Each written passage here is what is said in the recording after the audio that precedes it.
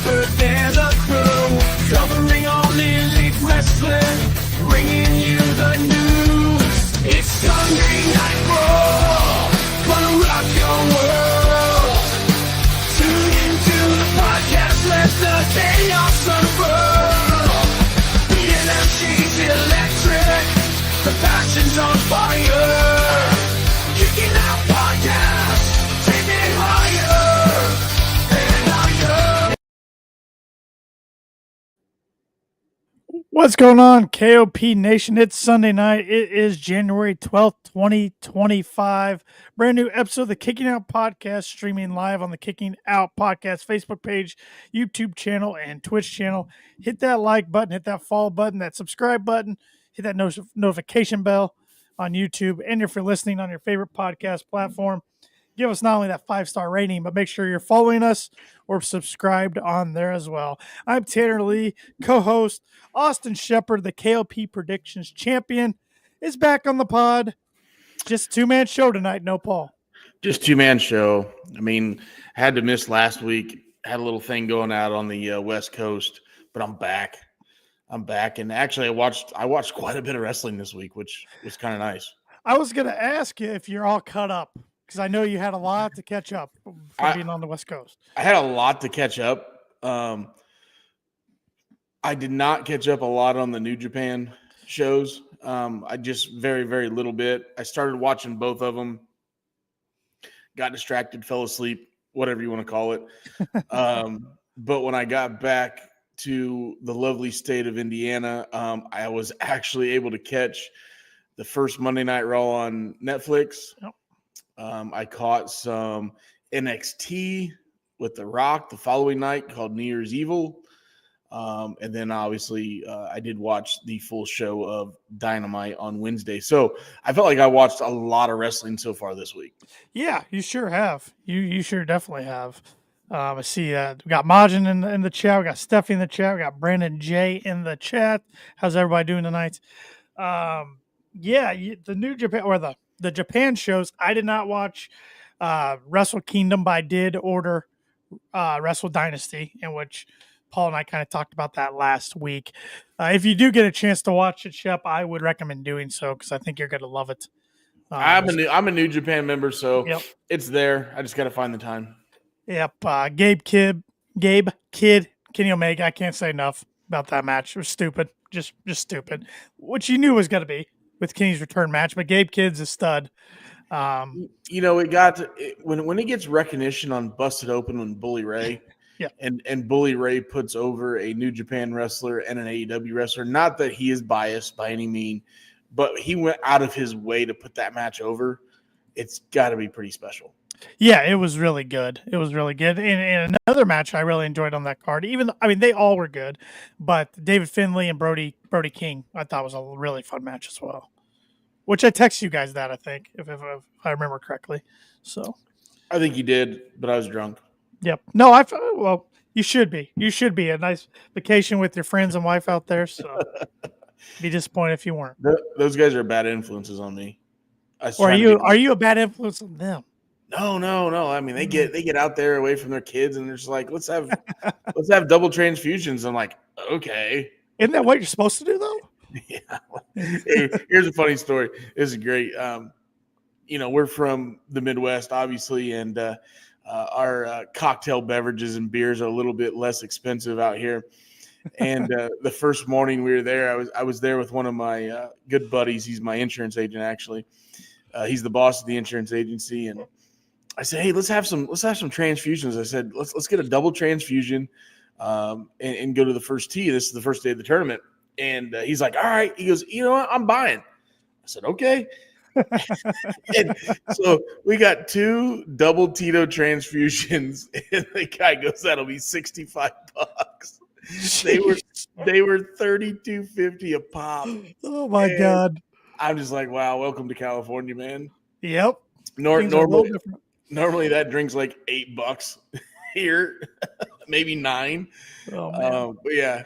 And you know what the funny part is the people out there that are so conditioned, like they said $65 like straight face, like normal Yeah, like running like you should not be Yep. shocked by, I'm telling you, $65.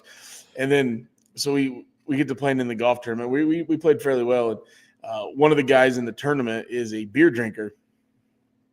And every time it was his turn to buy the round, he was pissed because a beer out there was like $10, which Yeah. is still a lot, but a beer's like $10. And the three of us were drinking transfusions at 32.50. He's like, I'm getting screwed. I'm getting something cheap. Yeah.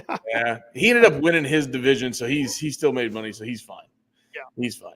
But yeah, Well, glad you enjoyed it. Glad you had a good time. I saw some pictures, and I saw you. I think it was on hole 7. I think your wife recorded you on, if I'm not mistaken. Oh, you hitting a shot. So, I did. Hole 7 at Pebble Beach is, I would say legendary, but I don't know if that legendary does the word for that hole. Yeah. Man. It's fucking amazing. Yeah. That whole golf course is amazing. The whole peninsula is amazing. It's the only place in California that I think is worth visiting. So, there you go. There you go. Which I should say, thoughts and prayers to everybody out in the LA area. Yeah, that's awful. What's going on out there? Well, you were talking about drinking. What are you drinking tonight? Well, since I just got off vacation, I probably should dry out a little bit. So we're just drinking a 5 count of vodka and some bubbly, just the typical The staple. It's the staple. We're just drying out a little bit. We had plenty of nights we shut down the bar called Traps. There was only like a handful of Indiana teams out there. I think there was 3. Well, 4. There's 2 teams from our golf course. There's a team from Fort Wayne, Indiana, a team from Chesterton, Indiana. Hey, there's a team from my backyard. Yeah. Fort Wayne Country Club, Chad Ayers, and the Fort Wayne Country Club guys. We'll leave it at that. But our team, Rock Hollow #1, okay, we showed them sons of bitches how to drink and party and play a little golf. So I was pretty proud of our team. Out of 80 some teams, we finished T9 for gross, no handicap, just straight gross. And then our professional won his division. I did see that. Yep. So we shut down Traps 3 nights in a row. So sounds like success all the way around. Yeah, like I said, we show them boys how to drink. Majin says, Shep, you want to talk legendary? Look no further than Joe Newendike, buddy. Oh, Joe Newendike's a legend, even though he's got deeper pockets than me. I tried to run his ass up. Well, I brought a special drink with me tonight. I was texting you and Paul about this yesterday. I said, hey, I got a drink I'm a little excited about for tomorrow. So, I like to look for wrestling inspired beers whenever I can find one. And they're kind of getting hard to come by and hard to find. But I found one yesterday at Meijer. And I don't know if it's not inspired by a wrestler, but the Major Wrestling Figure Podcast, Matt Cardona, Brian Myers, Mark Sterling. Oh, you found some garage beers. This is one of their new sponsors. I got myself a garage beer. Yes, sir. You cannot get those anywhere in our lonely little. It was on an end cap. An end cap, really? Yeah, we were literally. My wife and I were like done shopping or about to go to check out, and we walked past like one more aisle, and right there, they're on the end cap of where all the beer was. I didn't even check because I didn't think they would have it at Meijer, and they had the classic, and they also had the lime flavor. I went with the classic tonight. So, yeah, the Kelsey brothers, man. Yep. Yeah, look at you. You're basically kissing Taylor Swift's ass. Oh God, have you seen what I'm wearing right now? Have you seen my room? I want nothing to do with the Kansas City Chiefs. I want nothing to do with Taylor Swift. But okay. I like Jason Kelsey. I will not say anything nice about Travis Kelsey. But yes, Majin, I am drinking tonight. Travis Kelsey's not a bad dude. He gets caught up with the power of the. You know what I mean. He's always killed my team twice a year ever since he got in the league. So okay, that's why I hold against him. You can't hate him for that, even though he's a heck of a player. So yeah, I'm pumped to drink one of these. It's not his fault. It's not his fault. You're secondary shit. That's true. Especially today. Well, and run defense, but we're here to talk wrestling, not football today. So, Yes, right. I don't want to talk football anymore. So, cheers, everybody. Cheers. Cheers.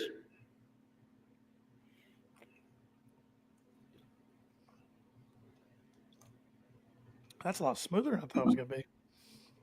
Yeah. So is that a Pilsner or It's just a light beer? just a light classic garage light beer, yep. beer? What a classic label, too. It's only 4%, 95 calories. So I guess that's what they're going for. But yeah, the logo's real cool. Yeah. I'll have to try a lime one sometime too, because I do like lime flavored things. But So is that being that smooth? That's chuggable then. oh yeah. I gotta find it. I gotta find me some of those. Yep. So it was not the all American beer or whatever Paul thought I was gonna bring on. I'm nope, not doing that, brother. Well, What a shit show that was Monday. You're in the Midwest, so it'd been okay. Yeah, that's true. But you don't go out to the blue states and rip your shirt off and. Well, I do think and I know we'll get talking AEW here momentarily, but I think some of that was politically driven, but also I think some of it wasn't. I think some of it was just like, what's Hogan even adding to the show anymore? It's I don't know. I think, and for me, it's the racist stuff. That's what I got a problem with, all his racist comments that he's never apologized for. Yeah, that's what I got a problem with. I think 90% of the boos were political, just because of him at the Republican National Convention and the way he acted. He came out and had the Trump Mania shirt on, which I think. But we've seen Taker have Trump on his podcast, and he's an outspoken right-wing guy, and they didn't boo him. No, because I think he has held himself more professionally in the limelight than what Hogan has done. Hogan has been through the ringer. Yes, with his racist stuff, with his lawsuits, with his marriages, and Taker, on the other hand, has just been, hey, you can believe what you want to believe, but you don't have to be an outspoken asshole about it, Yeah. And so, yeah, I thought I caught up to Hogan. Yep. Again, Hogan is. Take his personal life out. Hogan has put the wrestling business. Oh, 100%. Yeah. We're not here talking about this today if he didn't do what he did in the 80s and even in the 90s. Yes, I agree with that. It is what it is. Did we need to see that? No. I think that little cameo could have waited till WrestleMania. It did not need to be on the debut of Netflix. There was too many cameos. The show was hot to begin with. Did not need Hogan and Jimmy Hart. And when did I ever think that Hogan would look older than Jimmy Hart? Yeah, he looks pretty bad. Yeah. Jimmy Hart's been 80 years old for 20 years. Yeah, he doesn't age anymore. He doesn't. And it's all of a sudden now, like, Hogan looks older than Jimmy Hart. Yeah. It'll be interesting to see how they use him next time, because this is a multi-year partnership with his beer. I mean, hell, the logo's on the ring. Around the ring. So, I bet you won't see Hogan until Mania. Yeah. And I would not be shocked if his Mania appearance goes from on the ramp in-ring appearance to a backstage cameo. Or even like a pre-tape thing or something. Yeah, it wouldn't shock me, because I was just surprised, because you think, WWE is pretty smart about reading the room, at least in this era. They are with the Triple H era, and they whiffed on that one, because they had to know what they were sending them out in front of that audience. But yeah.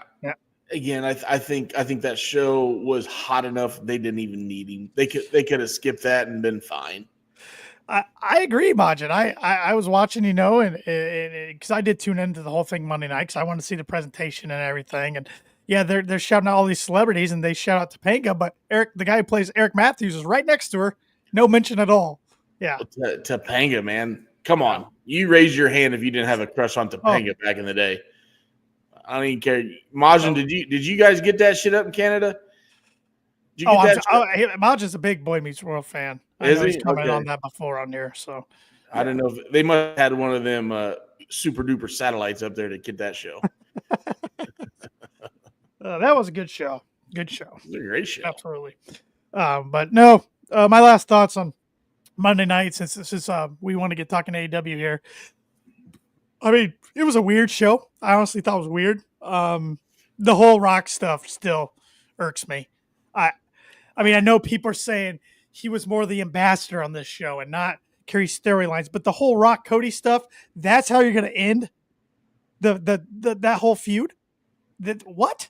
I don't think it's over. Did you hear? No, you didn't hear his comments though. He said we've shed blood all over the road, and we're going to shed blood again. But right now, I'm going to raise my glass to you because you've carried this company for the last year. He's the board member talking. This isn't. Yeah, I don't like boss. that though. I don't like that. Give me the final boss. Yeah, but you're ushering in a new era. It's not time to put the final boss on the screen. You're uttering in a new era of television that has never been done before. So why not have the board member come out and put the whole company over? He put the whole company over. Okay? I thought it was perfect. And I know we talked about it, and I listened to Busted Open and Bully, and they all bitched about it. Yeah, I agreed with what they said. But yeah, but look, guys, he's the board member. He's the $30 million man. I get that. Put your company over. Put your product over. And guess what? Let's go have a shot at tequila. And then next week, all bets are off. It's game on. I don't think we see him back for a while. I don't think he's doing Mania this year. I think if he was doing Mania, they would have done an angle with him and Cody, or at least him and Roman with the whole Ula thing. And they didn't. I disagree. I think he shows up in Indianapolis, Indiana at Lucas Oil. I will pop because I will be there. So I will pop if he does. So and not that we would put our prediction title on this show. I think The Rock cost Cody in the ladder match. Okay. I don't think The Rock shows up at all, unless if he does, it's to cost Roman the Rumble. I think John Cena wins the Rumble. So. Actually, reports today, since your boy's been cleared, they're saying one of the big favorites to show up at Rumble is Brock Lesnar. Why is he my boy? He's your boy. You like? I've never said anything about Brock Lesnar on this podcast. I don't think. I said since your boy is cleared from all allegations, Brock is now a favorite to show up at the Rumble. Pluggo, what's going on, buddy? Respect to Tanner for showing up today after that massacre he witnessed this afternoon. Yeah, pretty disappointing way to go out for the season, but still a good season for my Broncos.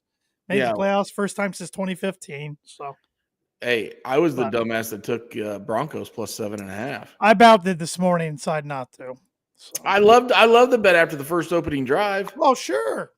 Then Sean got all conservative after the fake punt. Run, pass, baby, all day long. No, it's called puff, pass. I mean, I'm sorry, run, pass. Should have been puff, pass. Let's get our quarterback in 3rd and 7, 3rd and 8 all day long.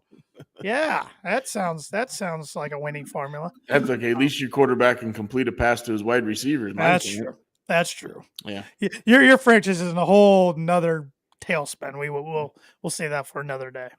But I'm not even talking about the Colts. I'm talking about my Penn State. Penn State Lions. Yeah. Drew Allard. Yeah. He threw up all over himself. No, he didn't. He shit down his leg and pissed down his leg. Fair enough. Yeah. Anyway, we won't talk about that either. Yep. AEW podcast. Right? AEW. Let's get to AEW. It's been 20 minutes. We're all over the place. My God. So Paul and I kind of changed it up last week, Shep. Instead of going like down the card every match, we kind of just listed what we liked and didn't like on the shows we watched. And I thought we could kind of do that this week, or I could throw out a few topics and we can discuss it. I mean, of course, our title of tonight's Kenny Omega returns to AEW. Let's start off with that. What do you think about Kenny's return on Dynamite Wednesday night? After knowing what he did in New Japan with Gabe Kidd, I thought his promo was a 9.9 out of 10. It was real. It was from the heart. It didn't feel scripted. It didn't feel choreographed, or it felt real, and I liked it. Yeah. No, he, when I watched him over in New Japan against Gabe Kidd, I was thinking in the back of my head, I'm like, I still think Darby's going to be the guy to take it off Mox, especially with the new report that Darby's going to be out like through the spring, getting ready for Everest and climbing Everest. I'm still calling my shots all in, but I really wish Tony would just scrap everything and change plans and go forward with Omega. He is one of the heartbeats of the company. He and a couple other guys, and when he's on, man, he's tough to beat in the ring and on the mic. I think back in the day, when I first started, you asked me who was on my Mount Everest of Rushmore, Mount Rushmore. I said Everest. Yeah, we're talking about Rushmore, Mount Rushmore. Yeah, we were talking about Darby. And my last guy, and I think I kind of shocked you all a bit, and I put Kenny Omega. I remember that. Yep. I had The Rock, Flair, Austin, whoever, and then the last guy said, "Man, there's just something about this guy." And at that time, I had watched. He had his matches with Jericho in New Japan, and then one match with Ospreay in New Japan, and I'm just like, and Okada too, right? Yeah, Okada as well. I'm like, there's those three matches, those first three matches, Jericho won, Okada won, and Ospreay won. There is something special about this guy. He's the common denominator in all these matches. And yeah, I used to make fun of him as well and call him Jazz Hands. He's got his quirks, but he knows how to sell. He knows how to perform, and he knows how to make you bite, hook, line, and sinker. Yep. And on top of that, he's a hell of an athlete. Yep. So yeah, to this day, he's still on my Rushmore. Majin say, with Darby being out, while I hate the show this quote is from. I go, gotcha. Tony, please pivot. Friends reference. We can't wait that long for Darby to get back. The Mox storyline as a whole has been shit. Pivot. So I've been listening for 2 weeks now, and at first I disagreed with this gentleman, but he's got a pretty good a track record. But Bully Ray says Jon Moxley is not a heel. Jon Moxley is a face. And no matter what he does, he will always be a face. He's a face of that company. And the more I hear about it, and he said it 3 or 4 times last week, he's right. Is psychotic, I don't know if that's the right word, as Mox tries to be and can be. Everybody wants to cheer for Mox, right? Look what he's done for that company when he could have, taken his ball and ran, and he was there for him. Mm-hmm. It's hard for him to be a heel right now. Mm-hmm. And there's not that big face to go against him right now to make him look like a big-ass heel. The biggest heel in the company right now is MJF. He's overshadowing your champion. Yep. So, write this down. It's 8:57 on a Sunday night, and I agreed with Majin. Marking it down. But no, I liked Kenny's promo. And then we got Callis. Callis comes out. Oh, my God. But I love how Kenny jumps out of the ring, jumps on top of him right before he can talk any crap, gets some punches in, and then we see Archer and Cage, and then eventually Kyle Fletcher, and then Ospreay comes out for the save, and we go off air with those two kind of staring each other down, but looks like they might have to form a little bit of partnership for a little while to fight some of these guys off. So we get Brian Cage, Kenny Omega coming up on this Wednesday night's Dynamite. Maybe not the direction I would have went with the returning Kenny Omega, but I'm here to let it play out. All I can say is fucking Cage better not hurt him. Because if that's your comeback and you decide to be put in the ring with him, not that he's unsafe, but it's like, right, don't waste this shit out with Cage. You know how I feel about Brian Cage. Yeah, you didn't even get a beyond last week when we were talking about him winning the $100K four-way match on Collision last week, and we're like, no, Shep would have loved this. And we're like, Tony Khan literally just loves Brian Cage. Seems like he pushes him all the time. I hope he paid him in $100K in yen. No, that's a good point you brought up with Kenny. Hopefully Kenny doesn't get hurt, because you look at Kenny's time in AEW, we've lost 2 years in total. We've Two been out of robbed in 2 years, yeah. two out of the 5. Yeah. So I mean, yeah, with all the matches and storylines that could have been. So we'll see. We'll see there. But we were talking a little bit about the Death Riders. We know Moxley's gonna defend the title against Powerhouse Hobbs. Hobbs getting a nice little push, won the gauntlet. Out of nowhere. And then looked like a badass last night on Collision when Mox was trying to hit him with the chair, or did hit him with the chair. So, will Hobbs win Wednesday night? No, but I think he can put on a good performance, and I'm glad they're doing something with him. Did I hear the commentators right? Moxley brought Hobbs into AEW. Like, Correct. He was handpicked. I don't know if Mox helped train him, Mm-hmm. but Mox brought Hobbs into AEW. Correct. Yep. That's what Hobbs even said on the mic when it was him and Renee. And I love how he rips Mox right there. And like everybody knows the relationship, of course, with Mox and Renee and husband and wife, but yet in the world of AEW, they don't really ever explore it. So that was good. That was good stuff. That was good stuff. I have no problem with Hobbs getting the shine here in the match. A few other things I want to discuss here. The future of House of Black, because reportedly Malakai is done in AEW, which makes sense.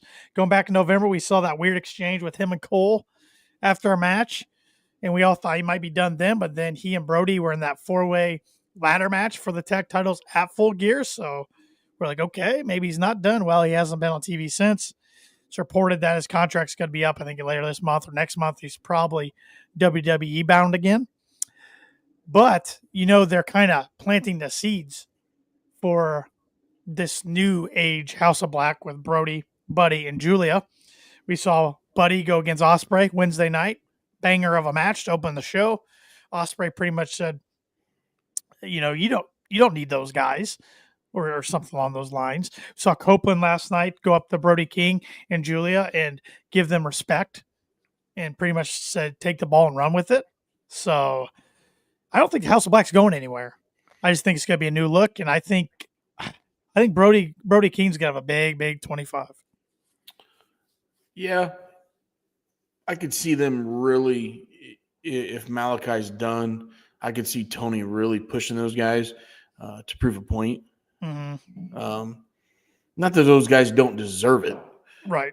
They're hellacious performers. And like Majin said, have Buddy and Brody win the tag titles. They're too over and dominant to not be doing anything. Yeah. Perfect place for them. Yep. And tag division needs something like that. Tag division needs 3 or 4 dominant teams right now, and there's only about 2. I like the Hurt Syndicate getting involved in tag title. I like that. Yeah, it's different, but those guys to me are individual performers. Right. But if they can't even be close to the title picture right now, and like, what was the use to put the titles on Private Party? I mean, it was a cool match leading up to the title match and a cool moment when they won the titles off the Bucks. But since then, and this is probably not their fault, they've barely been used. It's been worthless. A worthless title reign so far. No, their biggest segment is having a bar on the stage. Yeah, I mean, just the use of the tag division from what it used to be drives me insane. And we'll see what it does with the Bucks winning the IWGP titles in Japan, which I thought was a little bit of a shocker. I like it. I like it because we're going to see those on television now, which I think is a legendary belt. So maybe that just brings the Bucks right back into it, and we're gonna build this tag division all of a sudden. Yeah, because I mean that's why, like, if you have Brody and Buddy there, Lashley and Shelton, there's a couple other teams you could probably throw in the mix. Maybe build it up a little differently than you have in the past. Archer, Cage. I know how you feel about Cage, but those are 2 powerful guys. Throw them in the mix. FTR, Outrunners. Sure. They're already there, so. They're already there. Yep. Although we'll get to the Dax and Jericho match on Collision. Oh, Ugh. pretty ugly. And I presume you saw the 12-man tag that's going to happen on Collision next week. I did. I don't know. But going back to Malakai a little bit, I really wish it would have worked out with him in AEW. I liked how they presented him when he first came into AEW. Had that hot story with Cody, 3 matches. And then they just kind of got lost in the shuffle. I don't know if it was he and Tony not agreeing on creative or what it was. There's been multiple reports. He was supposedly under contract till 2027, but now here we are in 2025. Looks like his contract's done. So I don't know if the option years weren't picked up or what the case was there. But I think they could have done some really cool stuff with Malakai and just kind of dropped the ball. I felt like once he got on the scene, every other month there was a rumor that he was leaving. I always felt like he did not feel like he was there. Kind of reminded me of Andrade. Yeah. Just didn't fit. Obviously, Andrade goes back. His wife's there. Yeah. Malakai's going to go back. His wife's there. Right. Common denominator here. But do you think he could get lost in the mix at WWE too? Because I feel like they got a huge roster now too. Andrade's already lost in the mix. Yeah, and I'm talking about Malakai. Yeah. Oh, yeah. Well, I guess that was my point. If Andrade's already lost in the mix, Malakai's going to get lost. Yeah. There's a handful of guys right now that are hot in the WWE. Right. And I don't know if he could be one of them. Right. So. Majin said, I believe in time Tony will write the tag division. His focus has been on improving the women's division since everyone shits on him for it. Yeah, I like the Tony Storm stuff going on. Tony Storm's a lot of fun. She's always been fun. Yeah, she has. She's always been fun. The CEOs come on of late. She was awesome in Japan. Yeah, I saw highlights of that. I thought she was awesome in her last AEW match as well. Mm-hmm. There's a lot of potential in that women's division, and all of a sudden now Tony Storm's gonna be climbing the ladder because she's a rookie. Yep, like Fernando's agreeing with you here on YouTube. Alistair's going to get the El Idolo treatment back in WWE. Yeah. Yep. Yeah, which sucks because both those guys are banger performers. Imagine saying Chris Sabin's lost in the mix already. Him and Alex Shelley. They did win Friday night. I tuned into SmackDown, but yeah, they had the titles and then lost them already. So who'd they lose them to? I didn't even know. War Raiders? Yeah, are they the SmackDown tag champs or the Raw tag champs? I don't know. I get confused. I only watched the main event. Nope. They're the Raw champs. War Raiders.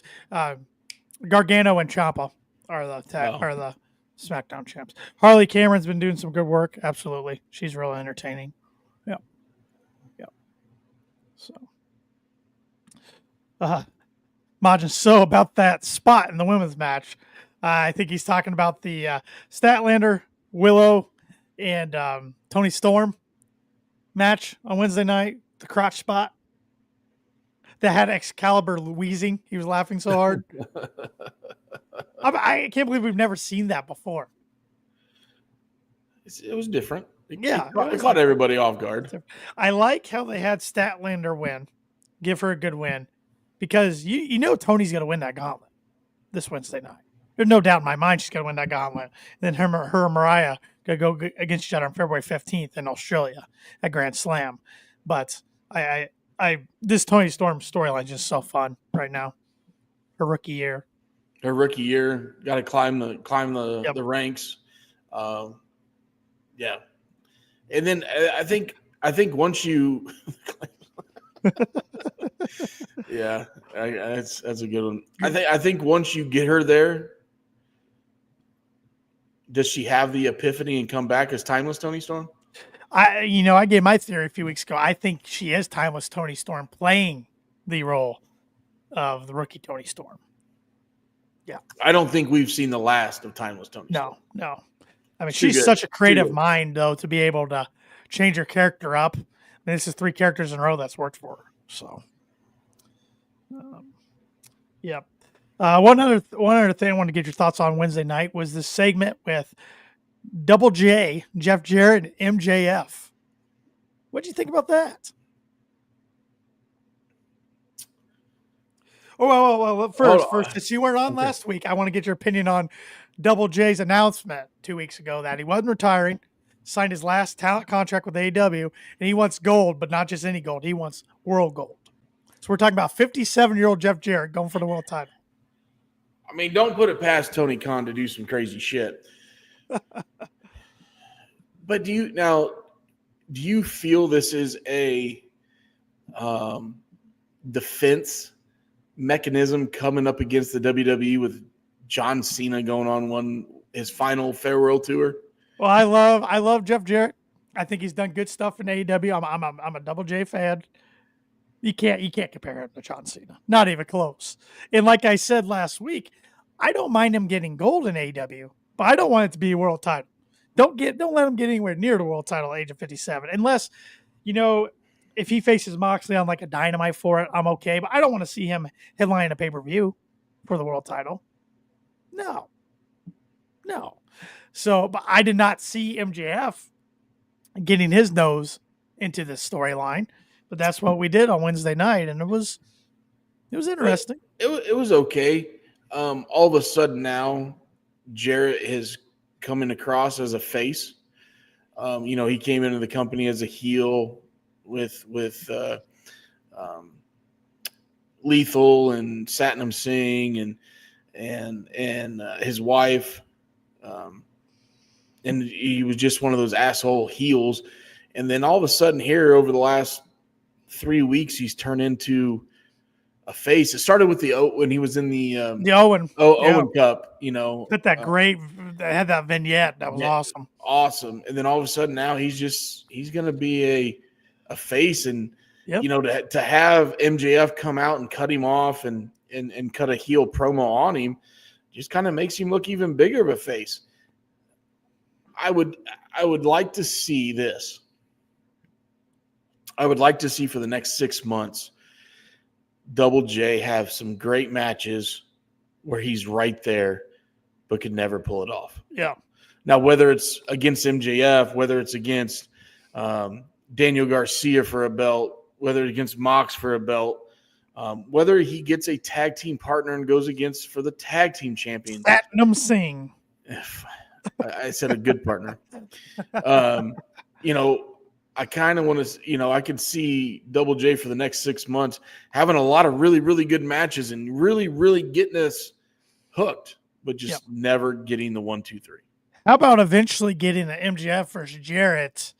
If Jarrett loses, he has to retire match. Yeah, I could see that. Yeah. I could see I could see that happening not all the way at the end of the year. Right. I could see that happening midsummer. At an all-in, all-out, whatever.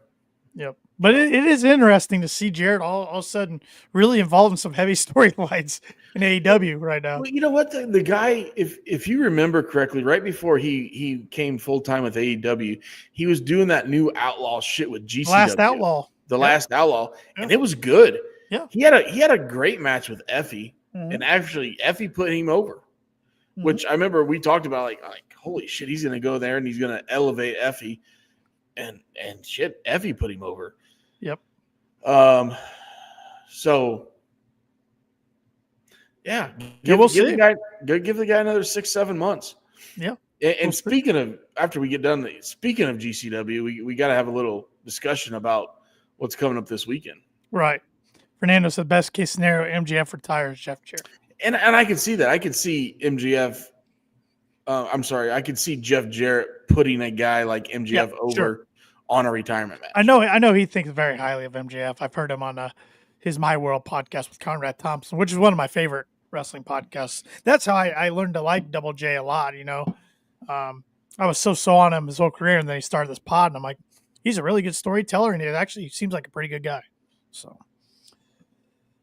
just don't buy gold off of him. Yep. Yes. Yeah. Yeah, a little global force. That didn't Yeah. go so well. That was kind of a backfire. Majin, as I've said, Jeff can still work, and he has been having matches better than folks half his age. Let him cook. Yeah, you know what? For 57 years old, the guy can still move in the ring. He really can. Yeah. So, Adam Copeland, it sure looks like they're teeing him up for Moxley's opponent at Revolution. I didn't really care for the segment with Cope and FTR and the Death Riders though Wednesday night. Felt like it was another redundant segment that we get over and over and over again. Yeah, I don't know. I go back to Fernando's comment up here. Too many aging stars gunning for the AEW championship. Cope, I should say. Got to call him Cope now. Christian and Jeff Jarrett. So, yeah, did that just start this past week? We're just going to call him Cope? 2 weeks ago. It was right after. It was the Dynamite after he returned at World's End. And this is all his doing. He wants to go by Cope now. So, Radar Superstar Cope.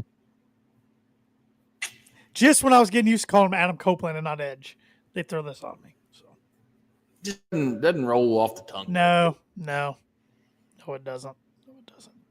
But I agree. For Fernando, I think rated FTR is going to win the trios championships, and they need to get it off.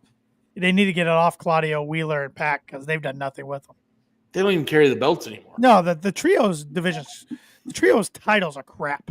They should have called them the World Trios titles and made the ROH and AEW combined them, and then you can defend them wherever. That's what they should have done with them. But because the ROH trios titles with Von Erichs and Dustin, I know the Von Erichs have been banged up, which they are officially all elite. They signed with AEW/ROH now. But those titles haven't been defended in a while either. So, yeah. Modern said, very little Mercedes on Dynamite made my night. Expect nothing less. Collision last night. The Jericho Dax, and we're big fans of Dax on here. But God, that was an ugly match. That whole finish with Bryce Remsburg involved was just clunky, not smooth at all. But Jericho's 56 years old. Yeah.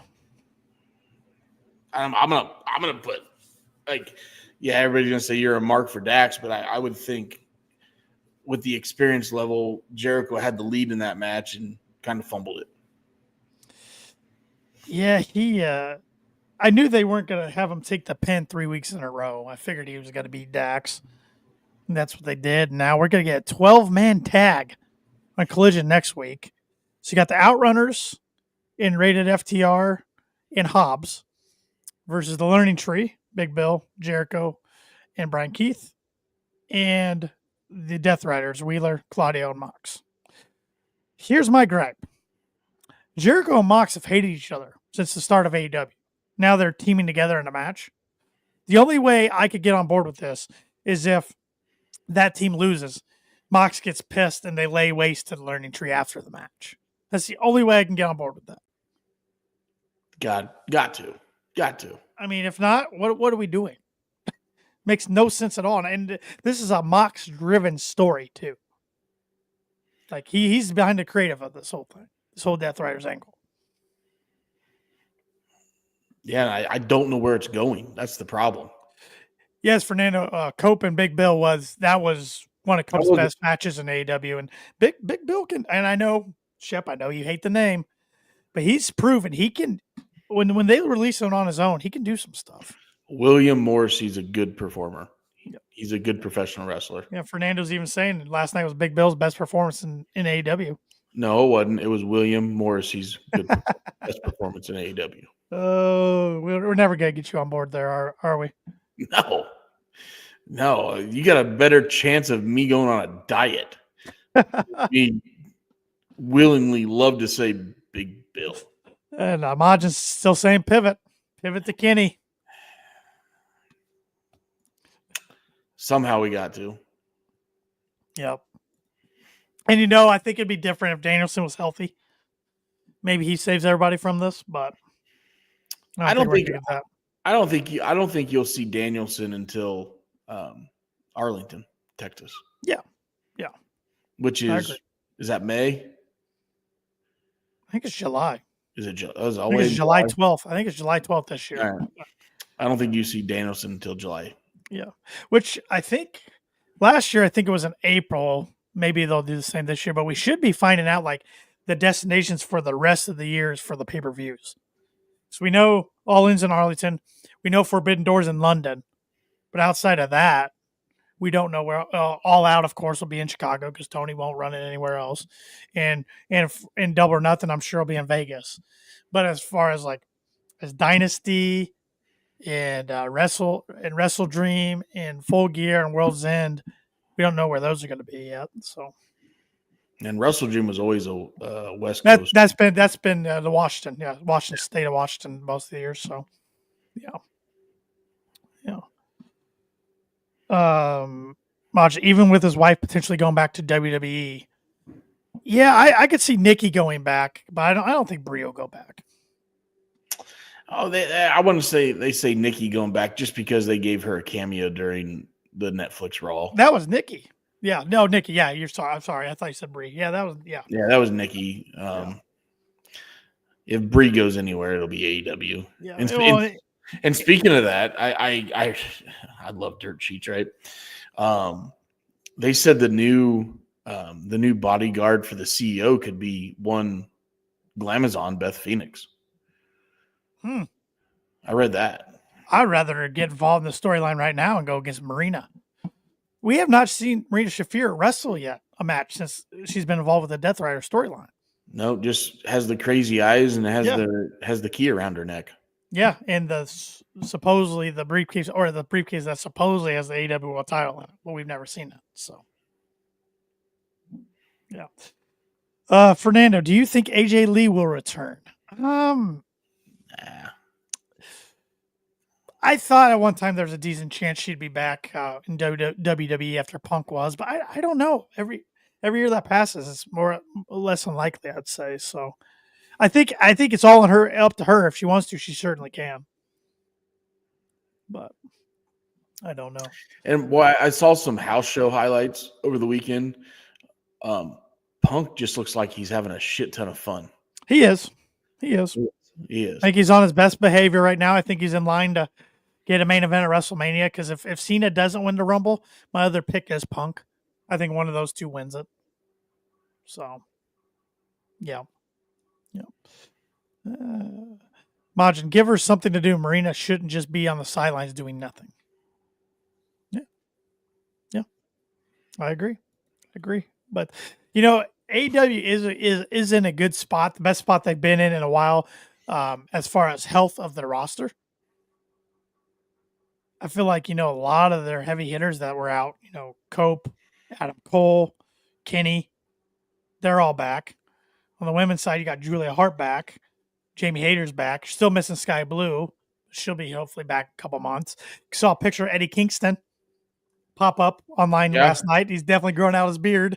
He's still probably late spring, sounds like. But he'd be good in the storyline, I think, right now, the Death Rider storyline. He would definitely be one to go against Mox for sure. Yeah. Majin here. She'll probably come back for a Rumble appearance like Gail Kim is rumored to be in talks for. I did not see that.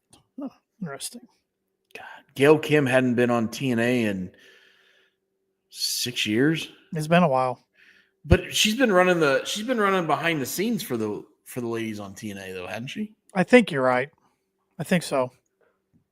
And I remember she had a great run in TNA, and then she came to WWE, had a quick flash, and the next thing you know, she's back in TNA. So, Majin asked if we saw a picture of Keith Lee. I have not. No, I have not. I know he's been sidelined with, I don't know if it's an injury or illness for a while, but yeah, he's another one they'll get back. Samoa Joe should be coming back sometime soon. Every time Sean Ross gets asked about Wardlow, he's been injured, so no idea with him. Yeah. What I'm also thinking coming up Wednesday night, We have Kenny versus Brian Cage. We have the women's gauntlet. We have Hook versus Christian. Thank God we're finally going to get into that story, hopefully. Who do you think wins that match? Hook. I think Christian wins it. I think Hook takes him to the brink, and it might be one of those where Christian wins, then Hook gets the better of him after the match. Kind of like we saw with Daniel Garcia and MJF last year. If Christian wins, it won't be clean. Right. By any means. Right. You know, because Christian's got that briefcase or that contract. So I don't know what a loss would do. But at the same time, like Hook, you know, I think we still envision him as this rookie, you know, the young kid. He's been in the company now 4 years. And it's time to have him wrestle more. Like not once every 2 months. Unless his contract's coming up or something. But it's time to take the training wheels off of him. Long overdue. Which his contract was coming up. And he said he was going to shop himself, but that was about 4 months ago. Yeah, I've asked SRS a few times on the Fightful Q&As, and he's never answered my questions. So, because I wanted to know what the latest with Hook's contract was. So, he's dodging you. He maybe doesn't know. Fernando says Samoa Joe will come back to help Hook win. I'd be okay with that. Yeah, I'd be good with that. So, and Majin did say Gail Kim is the booker for the Knockouts division, TNA. That's what I thought. Yeah. Is Mickey James involved in NWA then? No, Mickey James is involved in OVW now, right? You're right. That's what I was thinking. OVW. OVW. Yeah. She's the female booker there. Yeah. Which her and Al Snow, baby. I read a rumor somewhere online last week that OVW pitched to AEW to be their kind of like not performance center, but developmental a while back, but AEW shut them down. You know, why? Nothing against OVW because I mean they're down in Louisville, right? Kentucky, just 3 hours south of us. Yeah. In fact, they had a show 25 minutes down the road from me in Logansport, Indiana, this past summer. Yep. And they've produced a lot of great talent. Sure. Layla Gray came out of OVW of late. The Outrunners came out of OVW. Mm-hmm. So they've had some performers. But when you have a open contract with AEW like those talents do, where they can go and perform pretty much any independent promotion around, and I'm guessing it's within reason. Why nail yourself in a corner or back yourself in a corner and have to use OVW? Yeah, I agree. Nothing against OVW. I think they're one of the. I don't know if their talent's deep enough either right now. We all watched the Netflix special. It was awesome. Yeah. And the one that comes to mind is Hollywood Haywood Hoodie J. What name? Yeah. I think you're right. Yeah. She's working for NWA now. She's one of the main ladies for NWA. She's working for Billy Boy. Billy Corgan. So they've produced some stars and put on a good product. But just why would you want to sell yourself short by only having one independent promotion, especially what WWE just did 2 months ago and is having this independent WWID program, which it seems, I don't know about you, maybe you have. I've heard nothing about that lately. It was like hot right away after they did it. It's like they signed people to it, and then all of a sudden I haven't heard nothing. There was a lot of talents that were on the brink, one of the higher ends of independent talents that signed it, and then you haven't heard anything from them. Right. So, Modern said OVW has one guy he really likes. And that is? Yeah, waiting to see him type here. So he also said, did you guys see Dude Love appeared at OVW to kick some duty booty? I did not see Dude Love. I did not either. Make an appearance. Oh, Mick Foley. What you got to admit, I mean, hey, Al Snow's running it. Al Snow has the connections. He can bring somebody in if he wants to. And I know you didn't watch the Japan stuff yet, but I'm sure you saw where Takeshita has a contract with 3 different promotions right now. Yeah, I did read that. Which they said AEW is the priority. So when Tony needs him, he'll be there. But besides that, he can go work DDT in New Japan. It's Yeah, awesome. good. He's a heck of a talent. So I remember seeing Jack Vaughn, yeah, Jack Vaughn. Takeshna at Warrior Wrestling in South Bend, Indiana, and I remember telling you and Paul how big he is. Yeah. And how athletic he is, and like he's going to do something. This was 2 years ago, and then since then he's just taken off. So, Yep. I can understand everybody recognizing his talent. I know Lars from Rancid, the guitar player that's a big wrestling fan. He gave Takeshi a shout out, and he's usually just a pro WWE guy, but he's like, this guy's a star. Yeah. So. That was pretty cool to see on the Twitter machine. Let's get him talking a little bit, and I think he'll be more well-rounded, star. I mean, he holds AEW gold right now with the international title. So yeah, but he's got Don Callis as a mouthpiece. So yeah, that's true. And maybe he's working on his English a little bit, but they just need to get him up there to at least like Okada's level, to where he can say some stuff. Yeah, bitch. Yeah. Yeah. Yeah, you said you want to talk a little GCW. Yeah, so when you guys started having me on this podcast, I was following GCW pretty heavy, and I followed them pretty well. As of late, I haven't watched a lot of their shows. Just kind of kept up with the headlines. But they had a show last night, which is their go home show.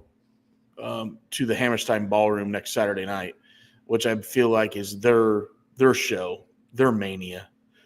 And they got a great story with Alley Catch and Effie right now. I mean, that's one of, if you follow it all, they've done it very, very well. But the next thing is Matt Cardona. He made a post this morning that there's an open challenge for him at the Hammerstein Ballroom, that there was over 8 matches that fell through that he was trying to get done. And now he's going to have a surprise opponent at the Hammerstein. And the only thing I can think of is of what he's done late, and I can think of Jericho showing up at the Hammerstein. Would make sense because of what they had for the ROH championship. Now, the only other guy I can think, and I don't know if he's ring ready, would be Bradshaw. Yeah, and he's been teasing something. He's been showing up just clotheslining people in his trench everywhere. coat. Everywhere. Yeah. So yeah. I think at the Hammerstein Ballroom, which obviously ROH and AEW just ran. Right. And now GCW is going to try to sell that show out. And they set the room up a little bit different. I'm trying to find how many tickets they've sold. That's what I'm scrolling for over here. I want to say like they had it set up for like 1,500 or 1,800 people, and they were within a couple hundred of being a sellout. Let's see if I can find it here. But I feel it's a guy like Jericho that's going to show up against Cardona. So this was on January 8th, so 4 days ago. The setup was for 1,500. They distributed 1,298. So there's 202 tickets remaining. That was 4 days ago. So they're pretty close to a sellout. Yeah. So it's interesting seeing some of these numbers. Like Dynamite, this was 3 hours ago, posted by WrestleTix on Twitter. Dynamite, and we talked about the venue it's at in Cincinnati this week because you said you've been there for a concert, the Andrew J. Brady Music Center. Mm-hmm. So it's only set up for 1,573. There's been 1,424 tickets distributed, so only 149 left. But I saw a picture of the building, how it's going to be set up. It's going to be pretty cool. Yeah, it's a cool venue. Yeah. It's a very intimate venue. Yes, that's what they're going for, I think, right now. Especially for a wrestling show, let alone a concert. So. And then I know we always do a Rumble update. 11 hours ago, set up for the Rumble right now is 56,265. They've sold 53,369 tickets. Yeah, I've been watching tickets, and more than likely, I'm gonna be sitting on this couch over here, Yeah. throwing shit at you, Tanner, on the TV when I see you. So I'm up in the 200 level. I'm not even down to 100 level. I pay pretty good money for 200 level tickets. my drinks will be half price of yours. Oh, God, yes. God, yes. But that should be a good time. And then and I'm glad I mentioned Rumble because I meant to ask you a question. Cardona, surprise entrant in the Rumble this year or no? No, No? Okay. no, not with what he's done. Making the appearance of ROH, AEW, basically finally being recognized by people that what he's done for GCW to promote them, to carry them. I think if he does make it, I would say he's open to it. He will be an indie because he's at the WrestleCon the day before. If he does do it, it's under his terms. Yeah. And I think he will go as the indie god. He will be indie god Matt Cardona. Yeah. With the Indiana Jones hat and vest on. Mm-hmm. The only thing is he wants to get away from Zack Ryder so bad.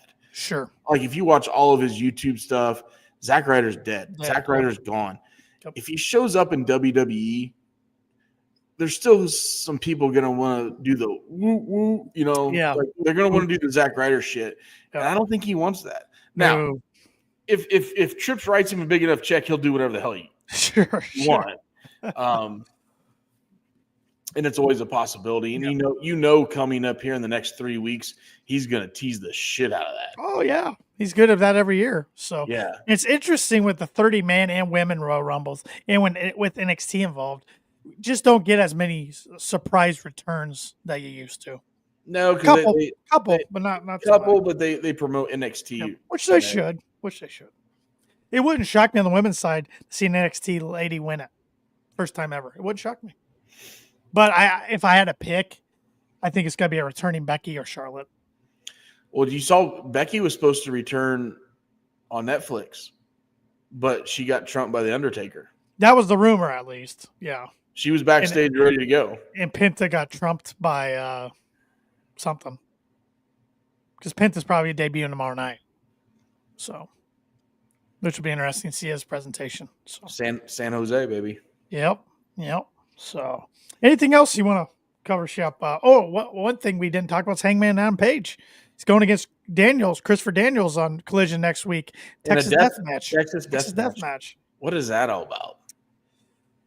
I don't know why they're doing it. They've been attacking each other the last few weeks, but I didn't see they have that on my bingo card. CD getting back in the ring in Texas Death Match, but I could see him coming back to the ring for ones and twosies, but not a death yeah. match. But there's something deeper there because Hangman's a face of AEW, and they usually do pretty good with his long-term storytelling. So, and I like this Hangman character right now. Yeah. Sure. I like the psychotic craziness of Hangman. Talk about psychotic and crazy. I'm digging the heel Ricochet all of a sudden. They just make Ricochet look like a bitch, though. They did it again. Not 2 weeks ago they didn't, with the scissors and attacking Swerve. No, but every time he's in the ring, they make him look like a little bitch. Well, he sells so well. Yeah, they were throwing him around, Hobbs and Archer, just seeing who could throw him. Just back and forth. I'm like, again, they're making him look like a rag doll. Yeah. And it's interesting that they've went to the Swerve Ricochet program, which I think will be good. I think something happened with the Hurt Syndicate and Swerve. I don't think that was supposed to be a one-off. I don't know what happened behind the scenes. Something had to happen there for them to pivot away from that so quickly. I don't know. Huh. Because, why wouldn't Swerve get that win back eventually? I don't know. Maybe they will eventually, but I know we were talking. We thought it was going to be like a multi-month series of matches between those two. But now all of a sudden they're pivoting to the tag titles. So yeah. So that must be done with that. Modern said Hanger has said anyone who's in his way on his road to the title, he'll take them out. So Daniels is in his way. Yeah, that's what happens when you're well, this is also a good way to get Daniels off a screen Yeah. and bring your EVPs back with Yeah. the IWGP titles. Yeah. So it's time to bring them back and it's get Christopher Daniels off screen. So this is a way to write him off. Well, and when they come back, do you think they come back into the Death Rider storyline? Because last time we saw them, they were shredding those papers and running away from Death Riders. And, over in Japan, Jack Perry's like, hey, where were you guys when I needed your help? And they're making all these excuses. So it'll be interesting to see how they come back. Yeah, well. And Jack Perry, too, when he eventually comes over. Yeah, I mean, I remember seeing them, like, their outfits for New Japan with the pearl necklaces and all that shit. Yeah, yeah. It was a little over the top, so we'll see how they come back in AEW. Yeah. And see how they act and their dress and yeah. Their demeanor. Who was your wrestler of the week for AEW before we wrap up? Oh, easy peasy. My wrestler of the week's Kenny Omega. Yeah. Like I said, that promo was so from the heart. And if it wasn't from the heart, he freaking sold me and made me bite hook, line, and sinker. So, yeah. I'm going to go in the losing effort with Big Bill. I mean, no shame in losing to Cope, and I thought he put on a really good performance. So, imagine. Notice how fast they were to pivot away from that. Imagine what it would be like if they were to pivot in their top story. Is he just? I mean, has he got a one-worded mind tonight or what? He's trying to get the pivot over like Chandler Bing, Matthew Perry, rest in peace, did years ago on Friends. So, he just really wants him to get away from the Death Rider. Matthew Perry, has it been a year or two now? Yeah, he drowned in his hot tub, and he was pretty much drugged.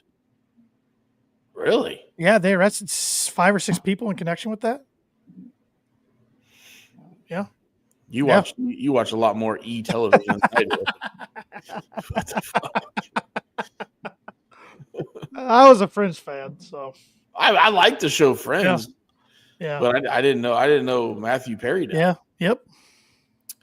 Oh, R.I.P. Hope he. Yeah. Never mind. Yeah. Yeah. So, all right, Shep. Anything else before we wrap this baby up? That'll do it. Next week, let's. Next week. Yeah, should be here next week. Hopefully, it's a 3-man crew again. Hopefully, it's a 3-man crew. We should have a couple good shows of AEW plus big GCW show at the Hammerstein on Saturday night, which I think is going to have a lot of cameos. So, yeah, might have some AEW appearances too. Who knows? Yeah, I think there'll be plenty. And I saw they announced Sabu will make an appearance at the show. Good old. He always needs the money. Let's put it that way. He's nuts. He's absolutely nuts. But, yes, he is. Yeah, looking forward to next week. Everybody have a great week. And hey, just let you know, it's the biggest week in indoor racing. Tomorrow night starts the Chili Bowl. And guess who qualifies on Monday night, Steffi? Kyle Larson. So we know what Shep's going to be doing. I got a lot of streaming to do this week. A lot of time in the man cave. Christopher, this is for Steffi, all of our NASCAR friends. Christopher Bell, Chase Briscoe, Kyle Busch, JJ Yealy, which he's not really a NASCAR guy, but he's there. Used to be, yeah. A lot of NASCAR guys trying to qualify for the Chili Bowl this year. So, man, when I was big into NASCAR, because I was at one time from about 2005 through 2011, I went to the Brickyard every year and got real into it. JJ Yealy, this tells you how back my fandom was going. He unseated Bobby Labonte in the 18 Interstate Battery car for a little while. Yeah. Actually, go back before that. JJ Yealy got on the USAC scene. Was driving for Casey Kane and Tony Stewart, I believe. Whatever happened to Casey Kane? Still running sprint cars. Is he? Yeah, he runs full time on the high limit, and then Brad Sweet which is Kyle Larson's brother-in-law, runs for Casey Kane as well, and he won 3 Outlaw championships, and is still pretty dominant figure. Interesting. So, 'Cause, still runs a two full-time sprint car teams.